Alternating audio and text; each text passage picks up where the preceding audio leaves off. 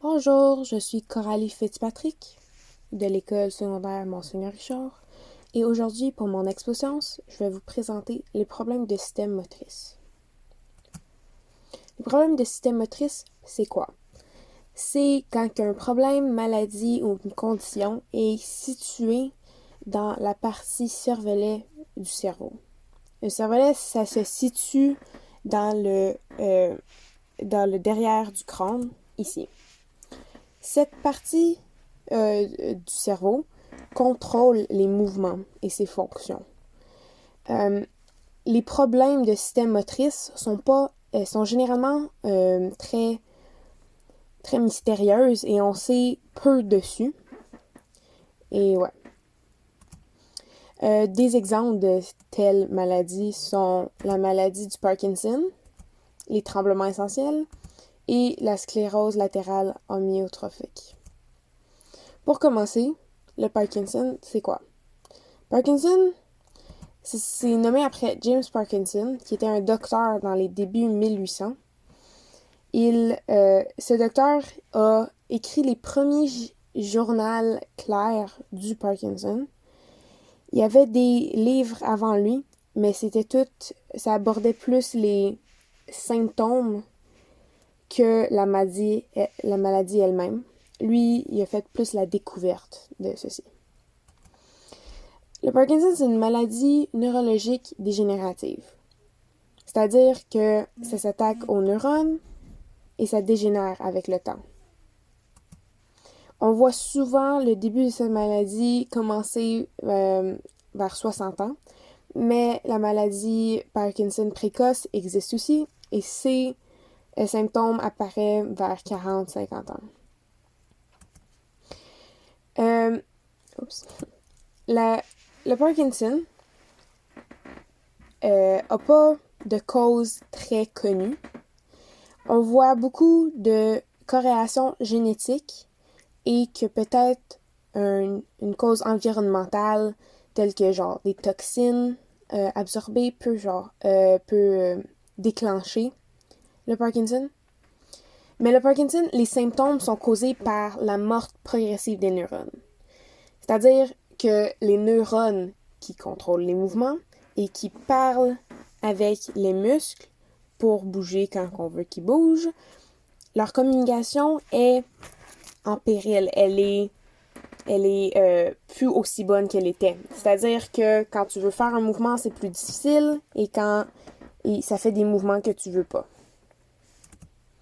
Des symptômes du Parkinson, comme l'équilibre, la parole, la posture, l'écriture, sont toutes des choses qui sont affectées par le Parkinson à cause que les muscles qui sont affectés par le manque de communication avec le cervelet, ces muscles-là, ils font pas leur fonction demandée, qui affectent ces choses-là. La vitesse des mouvements aussi, tes mouvements deviennent de moins en moins vite. Aussi les gestes automatiques. Les gestes automatiques, c'est des réflexes. Et des réflexes, c'est pratiquement la mémoire musculaire. Tes muscles, ils savent quoi faire. On pense pas à faire des réflexes. C'est pour ça que c'est des réflexes. Mais avec Parkinson, c'est comme si tes muscles ont de moins en moins de mémoire. Aussi, 66% des gens atteints de Parkinson ont des problèmes de sommeil, comme l'insomnie, les cauchemars intenses, un épuisement extrême causé par essayer de contrôler ses mouvements durant la journée. On est épuisé après. Un sommeil fragile, c'est-à-dire se réveiller pendant la nuit à reprise. Des troubles du comportement en sommeil paradoxal, c'est-à-dire être somnambule. Toutes ces choses-là, tous ces trucs qui sont affectés par le Parkinson, lient à la dépression et l'anxiété.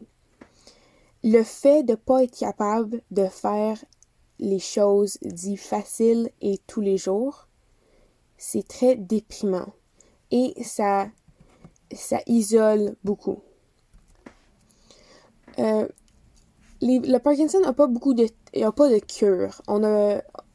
Zéro cure a été découvert à date, mais plusieurs traitements pour soulager les symptômes ont été conçus.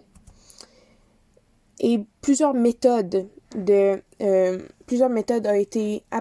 apparu à avoir un effet positif sur les symptômes, tels que manger sainement, avoir un bon diète, ça aide les symptômes. Faire de l'exercice et rester actif, ça l'aide à entraîner les muscles à place de les laisser atrophier. Et il y a un médicament il y a des médicaments comme carbidopa, levodopa, qui est un produit chimique qui se convertit en dopamine, car les neurones qui sont plus aussi fonctionnels qu'avant ne peuvent pas envoyer la dopamine pour signaler à tes muscles de faire ce que tu veux. Donc, ce produit chimique se convertit en cette dopamine pour supplémenter. Et il y a une chirurgie nommée la chirurgie de stimulation cérébrale profonde qui trouve très effective à soulager les tremblements. Ce que les docteurs font, c'est mettre des électrodes dans ton cerveau qui relient à une batterie ou générateur situé dans la poitrine. Et ceci envoie des pulsions à ton cerveau qui soulagent les tremblements. Pour continuer, les tremblements essentiels. C'est quoi? Les tremblements essentiels, c'est très souvent confondu pour le Parkinson à cause des tremblements intenses. C'est aussi une maladie neurologique génétique non mortelle, mais beaucoup moins intense que le Parkinson. Tremblement essentiel, c'est juste actif quand on n'est pas reposé. Parkinson, c'est actif même au repos. 4% des personnes autour de l'âge de 40 ans sont atteintes de tremblements essentiels et 20% des personnes de 65 ans et plus sont atteintes de tremblements essentiels. C'est beaucoup plus répandu que la population générale le savent. C'est aussi beaucoup moins diagnostiqué à cause des gens qui sont atteints pensent que c'est la vieillesse et tout. Et c'est souvent, ça affecte à la vieil âge, mais c'est souvent observé dès l'adolescence, des signes. Ce qui fait cause à notre ignorance de cette maladie, le procès de diagnostic est un peu particulier parce que c'est un procès d'élimination. On élimine toutes les choses qu'on sait que ça peut pas être, que ça pourrait être, et après, si c'est pas une de ces choses, c'est le tremblement essentiel. Parce que les docteurs savent pas c'est quoi qu'on cherche dans le cerveau pour savoir que c'est ça. Fait que d'abord, l'alcoolisme, le stress, certains médicaments qui donnent des tremblements, l'anxiété, un excès de caféine, la maladie de Parkinson, la maladie de thyroïde, la drogue, puis la maladie de Wilson. C'est toutes des choses qui ont des tremblements en conséquence. Et si toutes ces choses ont été examinées et éliminées, c'est les tremblements essentiels. Tremblements essentiels n'ont pas de cause précise, mais on voit une très grande corrélation génétique de parents à enfants de génération en génération. Les traitements sont encore moins connus que ceux de Parkinson. Ils en ont des trucs pour soulager les symptômes, mais même ces médicaments-là sont pas conçus pour les tremblements essentiels. Comme les médicaments épileptiques qui soulagent les tremblements, c'est pas fait pour ça, c'est fait pour les crises épileptiques, mais on le prescrit pareil parce que ça fonctionne. Et ou les bêta-bloqueurs qui réduisent le rythme cardiaque et la nervosité.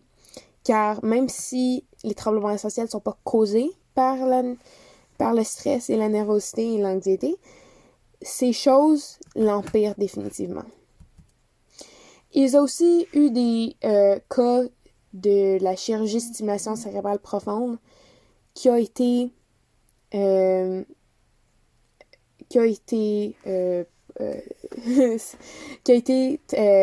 soulagé les tremblements des patients. Même si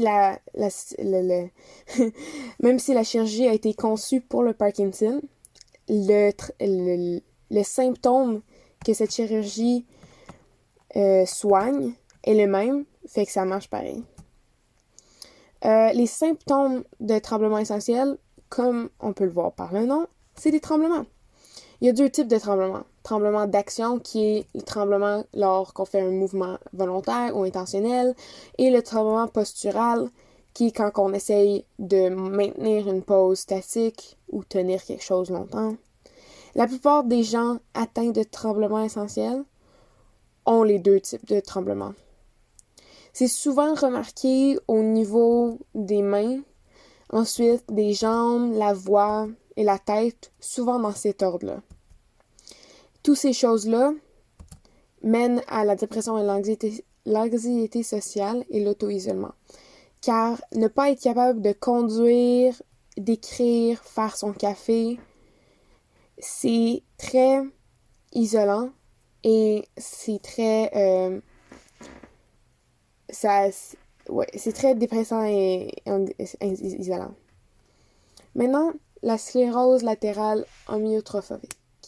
C'est quoi?